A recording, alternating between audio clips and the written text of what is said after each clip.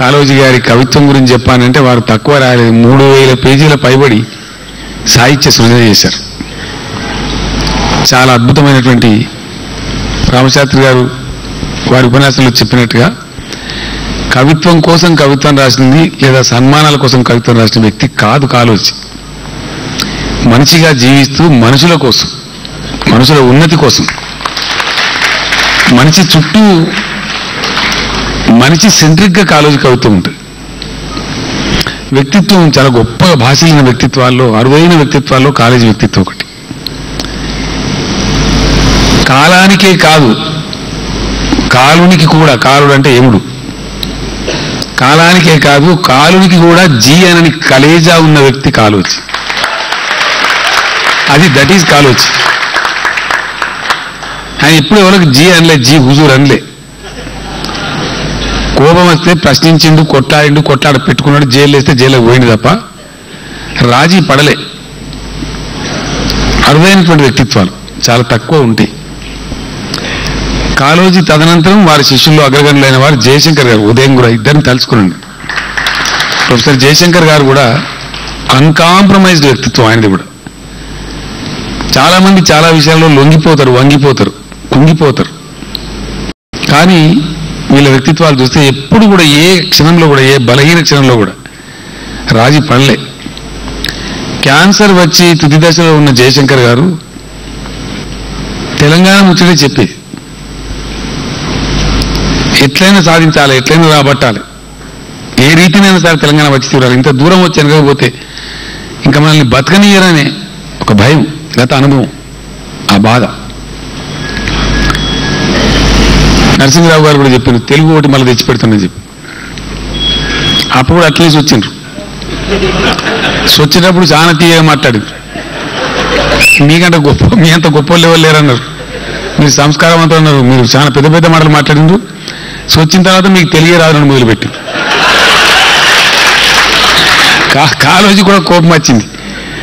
అరే సన్నాసి, నువ్వు టీ అంటే అది ఇంగ్లీష్ రా సన్నాసి, టీ అంటే అచ్చతని అనుకుంటావు, మేము ఛాయ్ అంటే దాన్ని ఉరుదు అంటావు.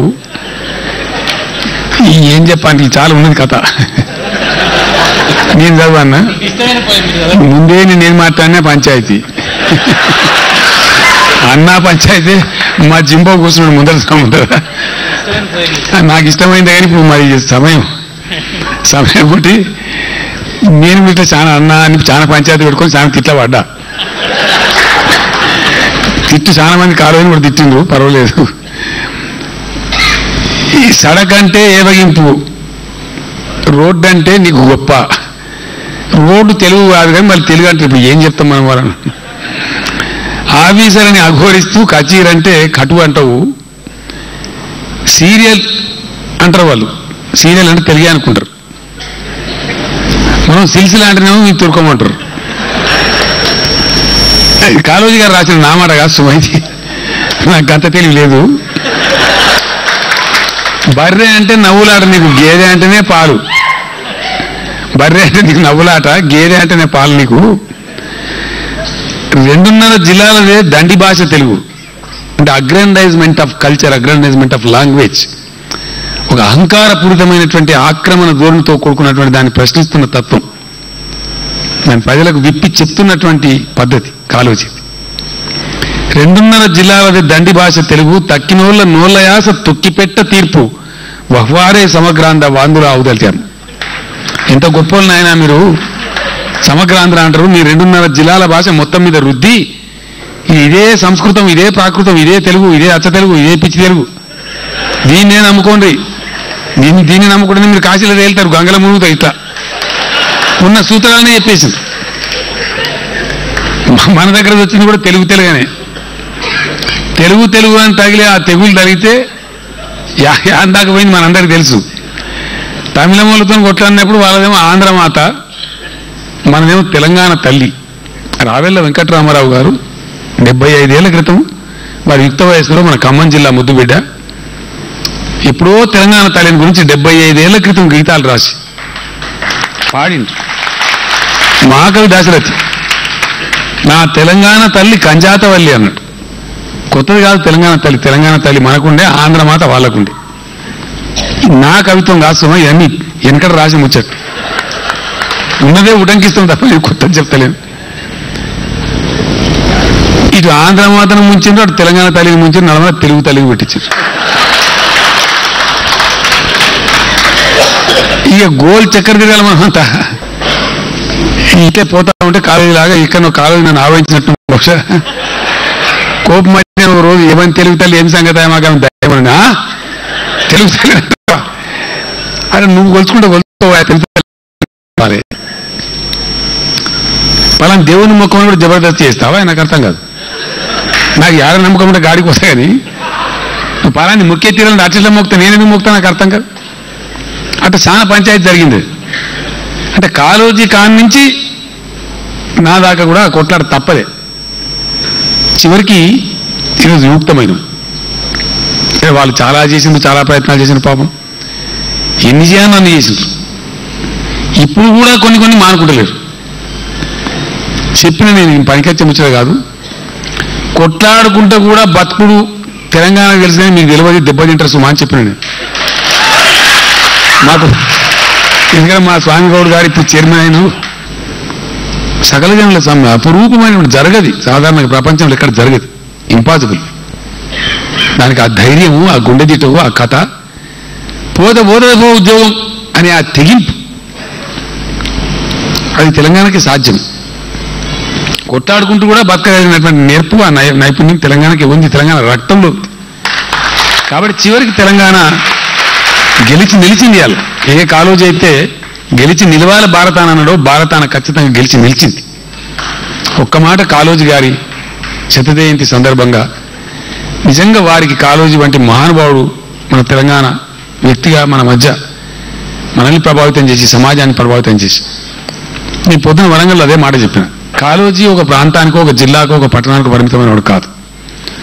అఫ్కోర్స్ వారు వరంగల్ కేంద్రంగా జీవితాన్ని కవిత్వం రాసిండ్రు, ఘర్షణ పడ్డరు, పోరాటాలు చేసిండ్రు, అక్కడనే ఉన్నారు వారి నివాసం కాబట్టి దానికి ఆ ప్రాధాన్యత వరంగల్కి ఉంటుంది.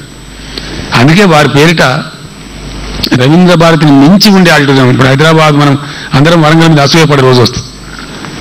6 నెలల తర్వాత డెఫినెట్గా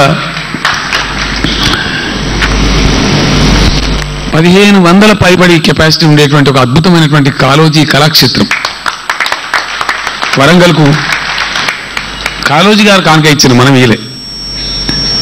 వారి జ్ఞాపకాలు, వారి సంస్కారం, వారి పోరాట పటిమ, సమాజానికి వారు నేర్పినటువంటి ఆదర్శం వారిని చిరస్థాయిగా ఉండేట్టు చిరంజీవి చేసింది.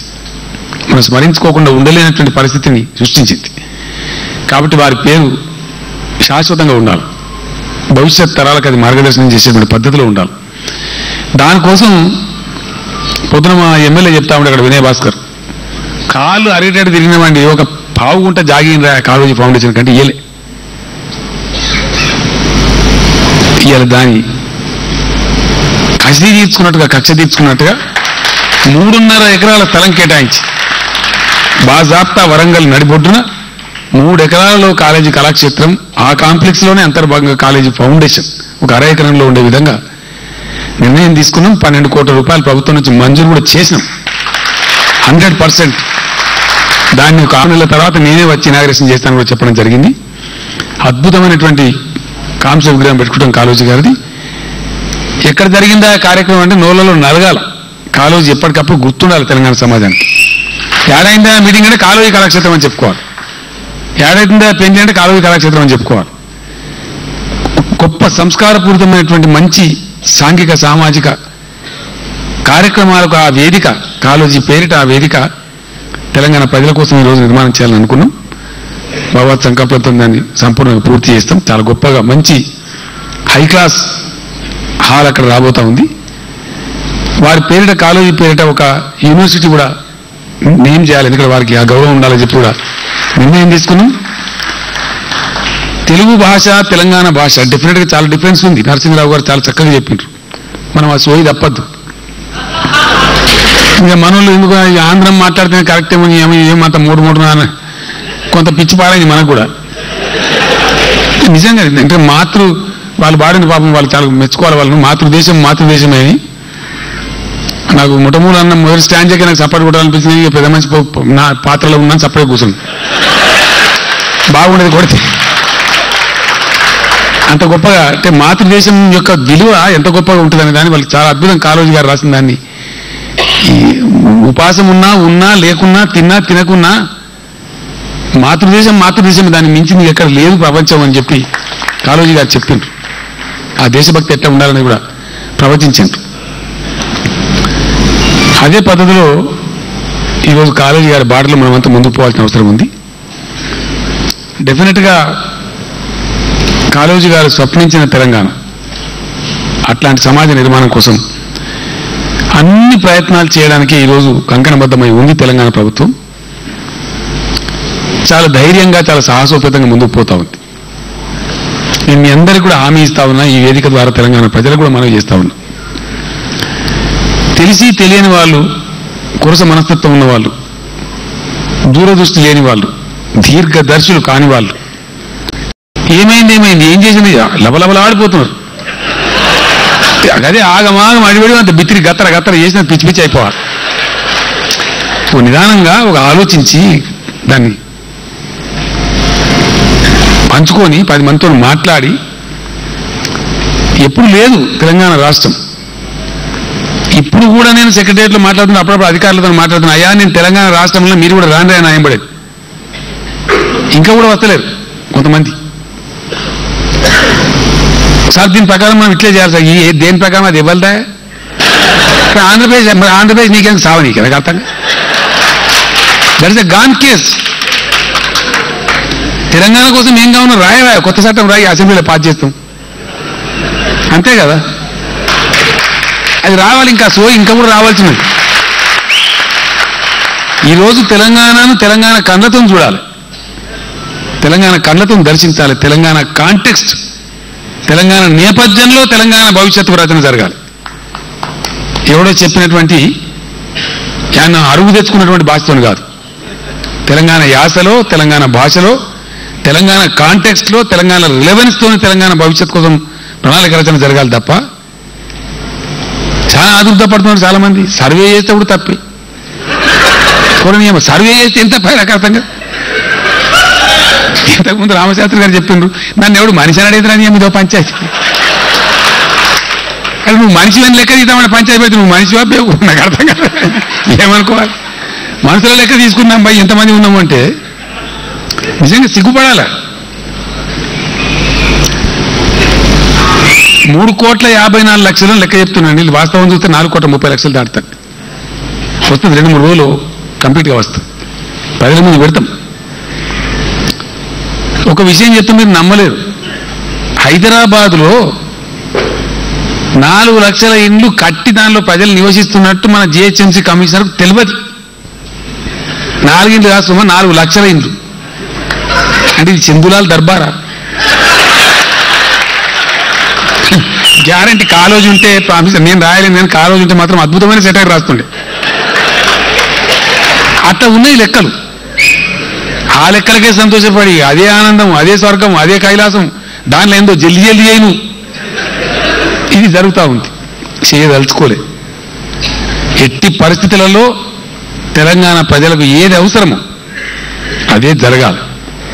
మళ్ళా ఒక్కసారి నేను చెప్తా ఉన్నా, కాళోజీ తప్పించింది దుఃఖితుల కోసం, బాధితుల కోసం, అన్నార్తుల కోసం, దీనార్తుల కోసం. దాశరథి కవితను రాసిన, కాళోజీ కవితను రాసిన, అన్నార్తులు అనాథలుండని ఆ నవయుగం ఎంత దూరమో, బాధలు కష్టాలు లేనటువంటి, అన్నార్తులు లేనటువంటి ఆ నవయుగం ఎప్పుడు చూస్తాం అసలు అని వాళ్ళంతా స్వప్నించినారు, మనకు చెప్పినారు, సందేశాత్మకంగా జీవించి మనకు సందేశం ఇచ్చినారు.